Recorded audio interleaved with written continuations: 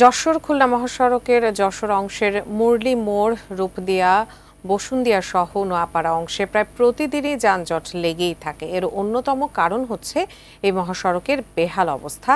প্রায় ঘটছে এই দুর্ঘটনা। নোয়াপাড়া বাজার থেকে বিস্তারিত জানিয়েছেন যশোর প্রতিনিধি নজরুল ইসলাম মল্লিক। খুলনা বিভাগের মধ্যে এই সড়কটি গুরুত্বপূর্ণ সড়ক, যশোর খুলনা মহাসড়ক। এই সড়কের শেষ অংশে আমি নোয়াপাড়া বাজারে অবস্থান করছি। এই সড়কের বিভিন্ন জায়গায় চলাচল স্বাভাবিক রাখার জন্য সড়ক ও জনপথ বিভাগ ইটের সলিং করেছে। এই সড়কে প্রায়শই দুর্ঘটনা লেগেই থাকে এবং যানজট বছর জুড়ে এই সংস্কার কাজ চলে এই সড়কে, এবং সংস্কার কাজ চলার কারণেই যানজট লেগে থাকে বিভিন্ন অংশে। বিশেষ করে এই নোয়াপাড়া থেকে যশোর পর্যন্ত 37 কিলোমিটার সড়কের বিভিন্ন জায়গায় এই যানজট থাকে এবং চরম দুর্ভোগ পোহাতে হয় যাত্রীদের।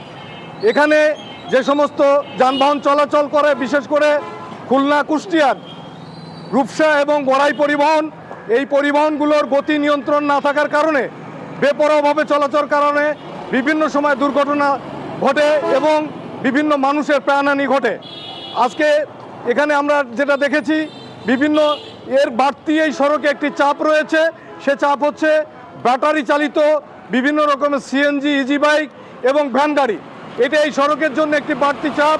এটা মহাসড়ক হলেও এই সড়কে এই যানবাহনগুলো চলছে, বিশেষ করে ব্যাটারি চালিত অনিবন্ধিত এই সমস্ত যানবাহনগুলো।